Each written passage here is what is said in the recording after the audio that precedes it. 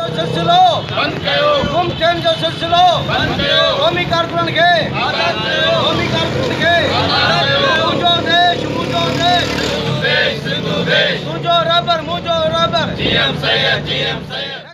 सियासी वर्करनि खे आज़ाद कयो, बेडो सिंधी सियासी वर्करनि खे आज़ाद कयो, बेडो क़ौमी सियासी वर्करनि खे आज़ाद कयो, गरीब क़ौमी सियासी वर्करनि खे आज़ाद कयो, गुंडागर्दी बंद कयो, गुंडागर्दी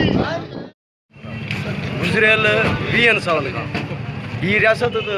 1947 खां पोइ मुकमल नंगी थी चुकी आहे, पर गुज़िरियल 20 सालनि खां सिंधी माण्हुनि लाइ माइटली मां वारो सलूक आहे। असां हीअ रियासत जेका आहे असां इन खां को बि मुतालबो कोन था कयूं, न को ही मुतालबनि जी मञता जे लाइ इन्हनि वटि को जमहूरी इदारा आहिनि, पर असांखे ॾुखु इहो आहे जेके दुनिया में अमन पसंदि वॾा इदारा आहिनि, दुनिया जा उहे मुल्क जेके चवंदा असां इंसाननि जी भलाई था चाहियूं, असांखे ॾुखु उन्हनि मां आहे त उहे इन्हनि खे इंतिहा दर्जे जो एड ऐं पैसो था ॾियनि।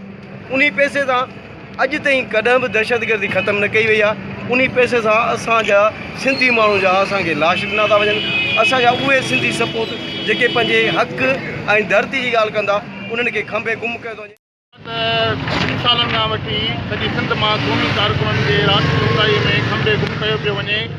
हालांकि हीअ अदालतूं बि हिननि जूं पंहिंजूं रियासत जूं ऐं जेके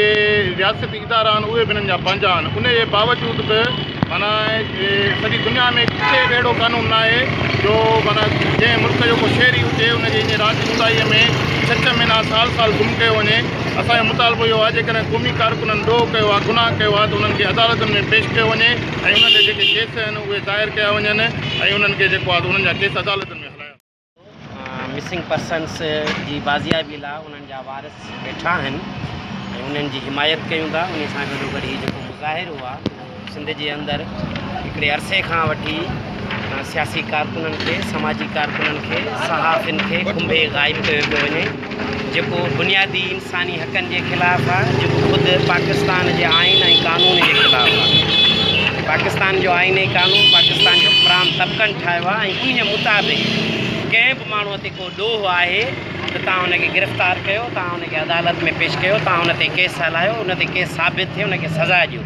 पर को माण्हू खुंबे ग़ाइब करणु ऐं ख़बर ई न पए या कुझु अरसे खां पोइ हुनजो कुचलियल लाश मिले, इहो गैर इंसानी आहे। इहो ख़ुदि हिन आइन ऐं कानून जी ख़िलाफ़ वर्ज़ी आहे ऐं जेके माण्हू इन में मुलवस आहिनि उहे गद्दार आहिनि ऐं उन्हनि ते आइन जे ख़िलाफ़ वर्ज़ी जो केस हलायो वञे। मिसिंग पर्सन लाइ बुख हड़ताल थी रही आहे 3 ॾींहंनि जी। असां उन्हनि जे हिमायत में अॼु मुज़ाहिरो रखियो आहे ऐं ॿियो त जेको सिंधी माण्हू जेके हिन रियासत में ठाहिण में उन्हनि जो किरदारु आहे ऐं मुहिब वतन माण्हू आहिनि उन्हनि खे जेको आहे सो जबरी गुम करे तशदुद कयो थो वञे। असां उन जी मज़म्मत था कयूं ऐं असां घुर था कयूं त जेके सिंधी आहिनि उहे हिकु अमन पसंद सियासी वर्कर आहिनि, क़ौमी वर्कर जेके आहिनि साईं जीएम सैयद या पोइ लॻा आहिनि, अदम तशदुद जा हामी आहिनि, उन्हनि खे जेको आहे सो कोर्टुनि में पेश करे उन्हनि ते केस हलाया वञनि। ऐं ॿी सूरत में ज़ाहिरी ॻाल्हि आहे हीअ जेका बाहि भरे पई सॼे मुल्क में उहा यकीनन नाजाइज़ी ऐं ज़ुल्म ऐं जबर जे ख़िलाफ़ु हिकु वॾी तारीख़ी जेको आहे सो रियासत में जिदोजहद शुरू थियण वारी आहे ऐं उनजा नतीजा बलोचिस्तान में ख़ैबर पख्तूनख्वा में ख़ैबर पख्तूनख्वा में शुरू थी विया आहिनि, जंहिंखे असां पहिरियां सम्झंदासीं त मज़हबी इंतिहा पसंदि इलाइक़ा आहिनि, उते बि जेको आहे सो हाणे इन जे ख़िलाफ़ु एहतिजाज थियनि पिया। ऐं ॿियो सिंध हुकूमत जेका आहे असांखे उन्हनि ते तमामु घणो अफ़सोस आहे। असांजे घर जा कुता भाड़िया आहिनि, असांजा जेको आहे सो पीरसन क़ौमी कारकुन, नौजवान क़ौमी कारकुन गुम था थियनि, सिंध हुकूमत जी जूं ई कान थी